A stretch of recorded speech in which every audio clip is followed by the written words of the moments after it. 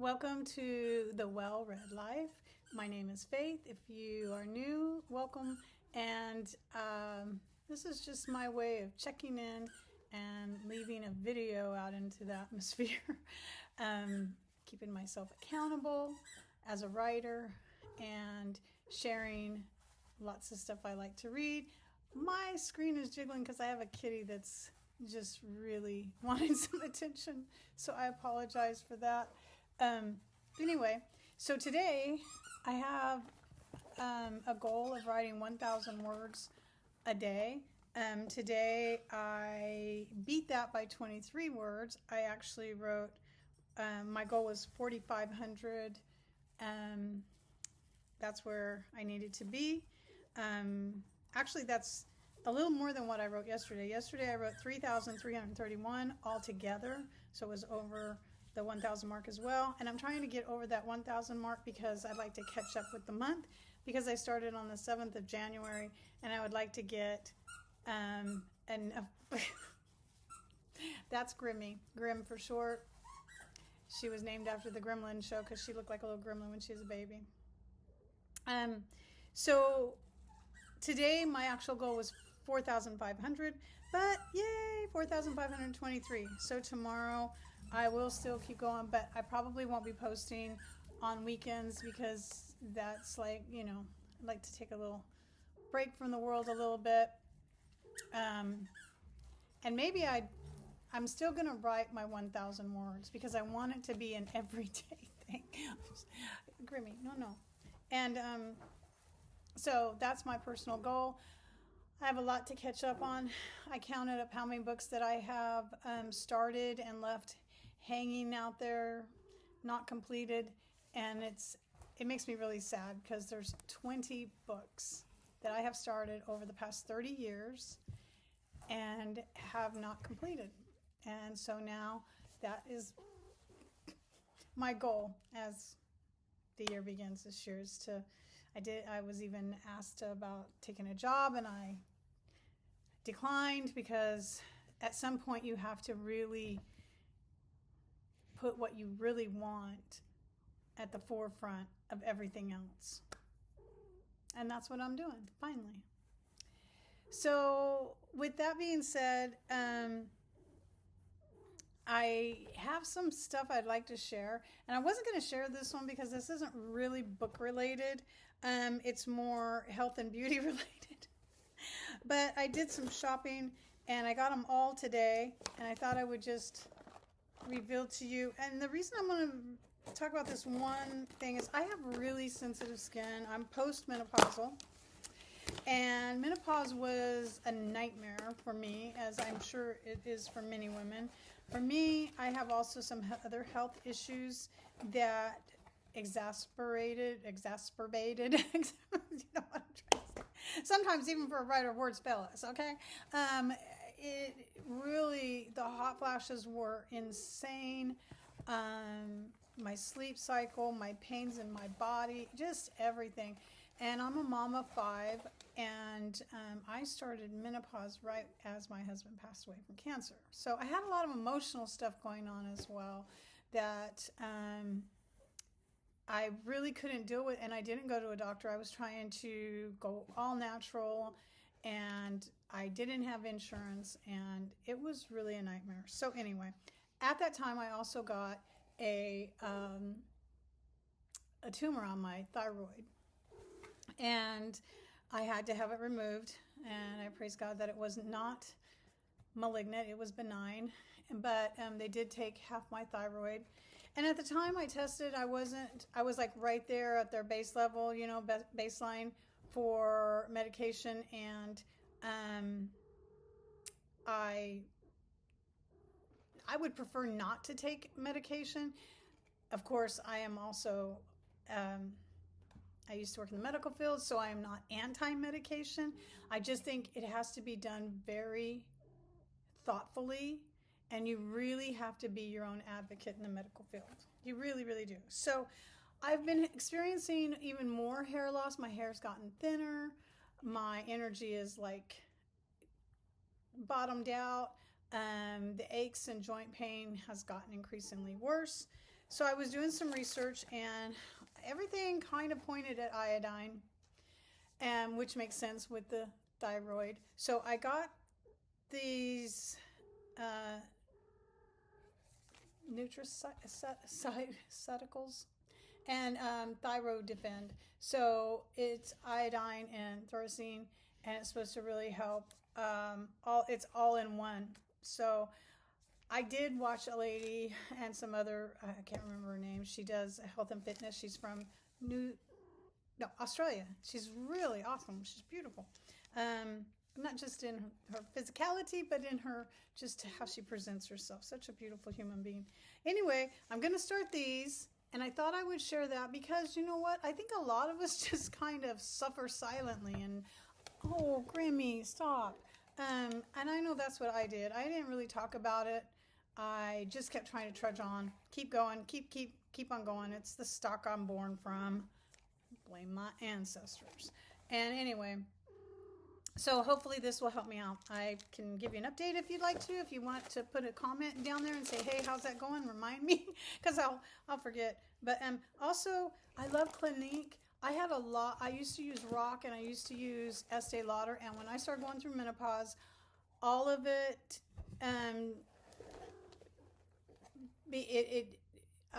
like literally burned my skin. My skin became so sensitive that I cannot wear sunscreen. I mean, literally sunscreen would burn my skin. I have very fair skin as it is.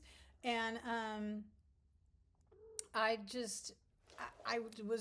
bought so many different moisturizers and things to use. And the two things I use now is I do use Clinique. And this one was like, you get these two little free ones, and this stuff does not hurt my skin. So this is really good on my skin.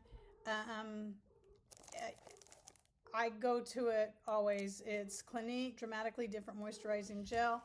And I also, on days when I don't have to like put on makeup, which I do use just a little bit of foundation, I use Revlon. It's really good for my skin. It does not even look like I really have makeup on, and I like that, but it really calms all the redness, because when I don't have, I'm just red. I mean, like red. And so that's something I do use the Revlon. I'm trying to remember the name of it, but I can't. It's just has hyaluronic acid in it. Anyway, so on days when I don't use makeup, I use castor oil and black seed oil mixed and shaken.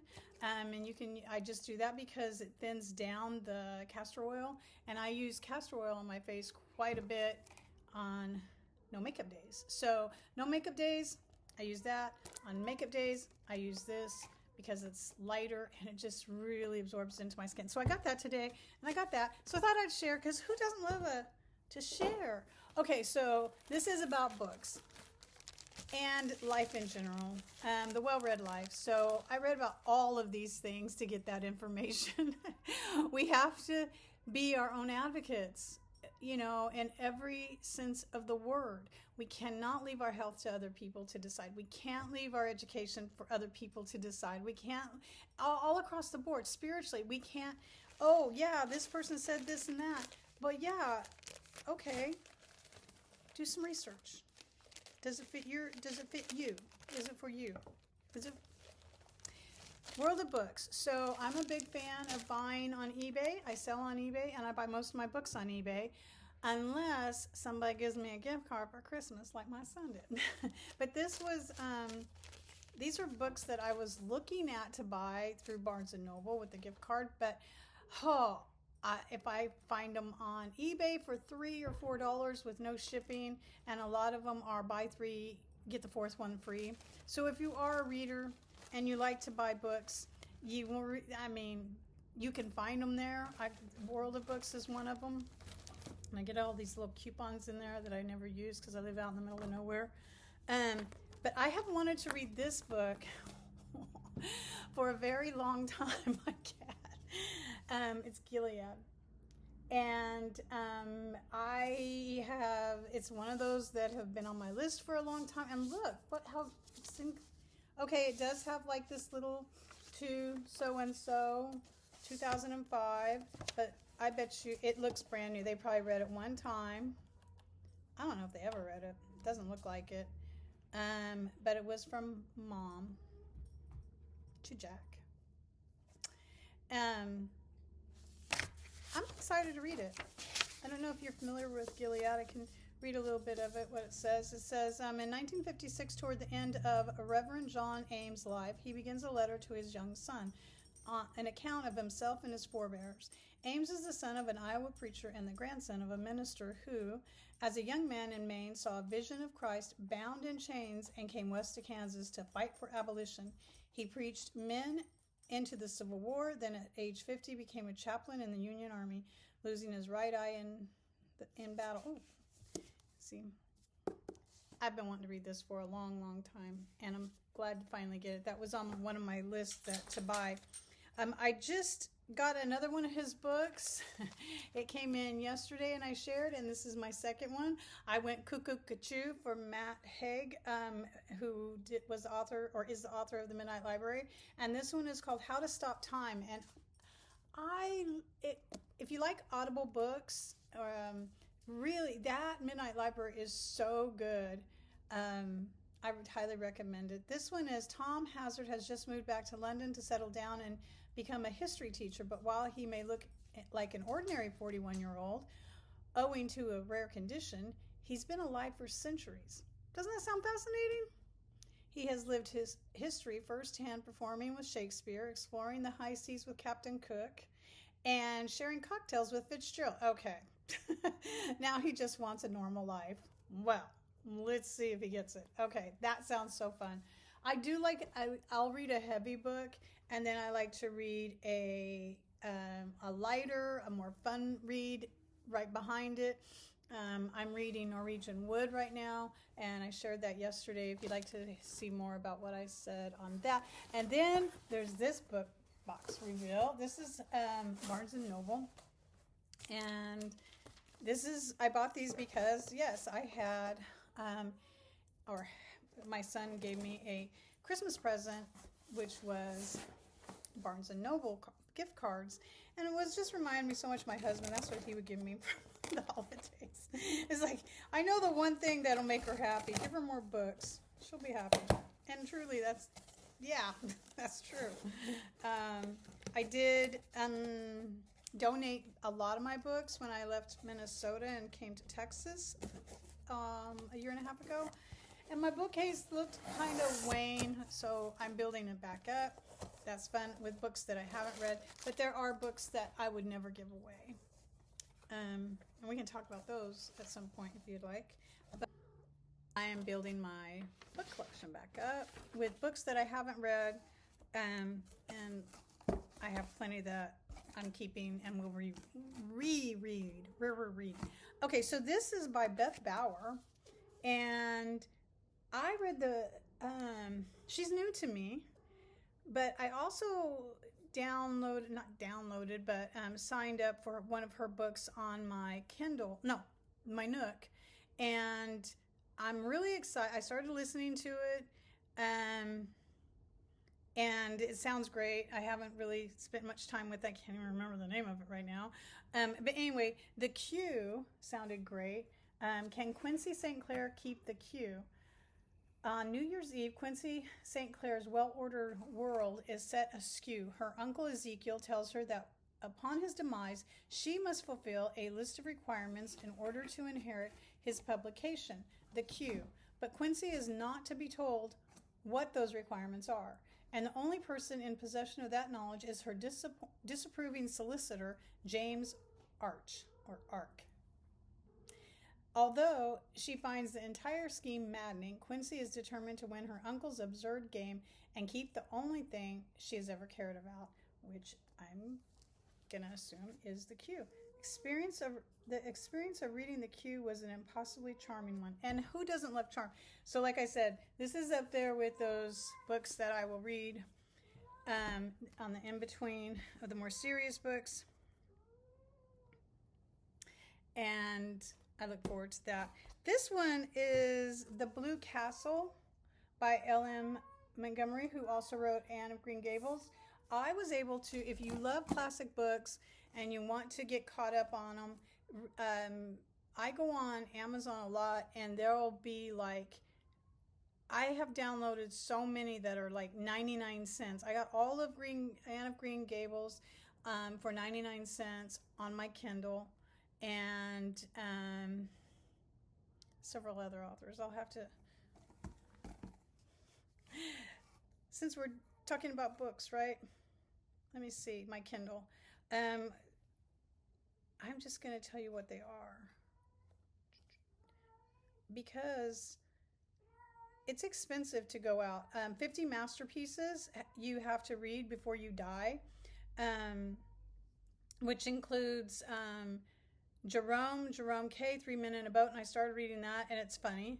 Joyce James, Portrait of an Artist as a Young Man, Ulysses, Charles Kingsley, Rudyard Kipling, on and on and on. D.H. Lawrence, and then there's another one, complete novels of H.G. Wells. So you see what I'm saying? There's a lot of books on there you can get sometimes for free or for 99 cents. And we, in these days when money is tight, you know, we get what we can, how we can. But this one was, you know, a book that was recommended to me. And so I look forward to reading it. One day, Valancy Sterling, a quiet but plucky 29-year-old, decides to stop listening to her nosy and small-minded relatives and start doing exactly as she pleases. Ooh, I like that already. Over the next year, Valancy's choices transform her life, outrage her family, confuse the entire town of Deerwood, and bring her into close contact with the mischievous and mysterious violet-eyed Barney Snaith. I love this. So I look forward to, it's called Rediscover Classics, The Blue Castle. And maybe you've already read it. This looks like a child's book, honestly. And maybe it is. But it looks so cute, and it sounded so cute. Take a book, leave a book, or both. When a mysterious little free library, guarded by a large orange cat, appears overnight in the small town of Martinville, 11-year-old Evan plucks 2 weathered books from its shelves, never suspecting that his life is about to change. Evan and his best friend, Rafe, quickly discover a link between one of the old books and a long-ago event that none of the grown-ups want to talk about. The 2 boys start asking questions whose answers will transform not only their own futures, but the town itself. I love it. Reminds me of kind of a little bit of the book I started for my grandsons called The Kingdom of Kellogg. And I started another book called Sir Toxalot Meets George the Dwarf Dragon. So I love these kind of books. I really look forward to it. Again, there's no telling what will catch my fancy. The Pursuit of Christian Maturity by A.W. Tozer. Flourishing in the Grace and Knowledge of Christ. And because I am a Christian and I'm always looking to grow, I have wanted to read Tozer. You know, there's so many new and wonderful writers in the Christian community. Sometimes I like to just step back. Right now I'm reading C.S. Lewis, The Joyful Christian. And so when I get done with that, I'll read this one. So these, I've got quite a stack there. And I just ordered 4 more books. And these are by Beth O'Leary. I read one of her posts on Instagram, and I liked it so much because I related it to it so deeply. It literally brought tears to my eyes. And I realized I had never read one of her books, but she had written a book, The Flat Exchange. Anyway, Beth O'Leary. And I was like, gosh, this sounds like a movie I have watched. And sure enough, it was based on her book. And it was about this girl who needed a place to stay and this guy who worked nights, and they would do this flat share. The flat share is what it's called. And I just loved it. I thought it was clean. It was fun. It was interesting. And it was, you know, all kinds of quirky stuff can happen in a situation like that, right? So those are my books. I'm looking forward. I bought 4 of Beth O'Leary. Once I found out, I realized who she was, and I was like, gosh, I really love that storyline. I really look forward to reading her books, and I'll share those with you when they come in. Okay, so as you know, I'm a really bad poet, essayist, whatever. But in addition to writing the 1,000 words, I promised that I would share my daily poem, essay, words, and I'm trying to write. These are free flowing. These aren't like going to change your life or anything. They're just me showing up in this space, in my home, with my cats, one very old cat and one very young cat, and my beautiful dog, Stella. And I'm just so grateful. So I want to get back to writing verse again. I used to do it, and I used to do it pretty well, but I haven't done it in like a long, long time, too long. So this is me practicing and being vulnerable and willing to share. Welcome to my world.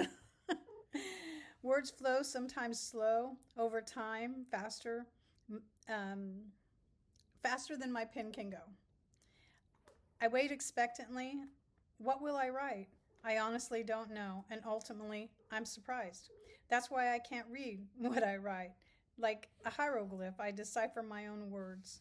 Here we go again. What a fantastic ride. This life with my pen, watching it sloop and dip.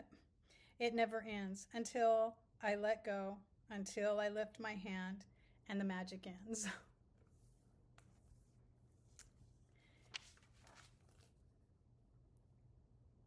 I'm going to read this one. It's kind of a jumbled up mess. You can see it's just so many lines and so many crossing outs, and I was trying to express something very deeply within myself, because I'm a mom of 5, and I have a couple of my oldest son and daughter both went no contact with me, and I respect their choice, respect their right to choose their lives and their path, and I pray that someday that they can do the same for me. But until then, anyway, I wrote this kind of out of that a little bit. I can't control what's past my front door, but here in this space, I can choose. I can be content regardless of the weather. I can choose peace and say my prayers. I can remember the joy of each first breath, first words, first steps of each of my babies, now grown up and gone. I can take joy in the peace of knowing they are living their lives as they choose. I send them love wherever they may be. I can't make anyone do anything. I can only be true to me and want what's best for them. That is what this is all about, letting go, loving, and knowing everyone has the right to choose to follow their path, their own path, just as I choose to live the life of love and peace, to leave the light of love and peace on as I walk mine. See, it was so jumbled up I can't even read my own words. I choose to leave the light of love and peace on as I walk my path. Anyway, blah, blah, blah. That's what that is. I didn't express it very well. And then I was like, I did do a little prayer, and I asked the Lord, my cat, go away, Grimmy. Why, does he have anything to say to me? I was like, Lord, do you have a word for me? Is there anything you would like to say to me? And this is what I wrote. I'm not saying it was from God. Maybe it's from my subconscious mind, because I do go on AI, and sometimes I hash out my feelings, and I'll read what was written, and you can take it or leave it, as I kind of went, oh, wow. And this is what I heard as I was writing. Why do you look in other places for what you need from me? Why do you bother with, But why do you bother with time-wasting machines when all you need is found in me? Why do you hope to get from it what you know is found in me? Read that again. Why do you look in other places for what you need from me? Why do you bother with time-wasting machines when all you need is found in me? Why do you hope to get from it what you know is found in me? And then I responded to that. Sometimes I feel confused, unsure, lost, and want something just to talk, just want someone to talk to. Write it all out, pour it into the abyss, and receive encouragement. This is why. It feels like release, a pressure valve turned wide open and replaced with encouragement. But right, there is an emptiness to it in this false reality called AI. And there really is. So we need to be careful. That's what I think that is saying. That I think many of us might be using it for that reason. I used it a lot during a very difficult time when I just did not understand a lot of things that was going on, and I didn't really want to talk about it with anybody because, yeah, shame is a huge thing, you know, and it just felt like a safe place to dump my mind and all the words and all the questions and all the thoughts. So that's why. And maybe you do that too. I don't know. Anyway, that's it. That's all I got. I hope you have a wonderful weekend. Today's Friday, January 9th already. And I'll see you next time. Bye-bye.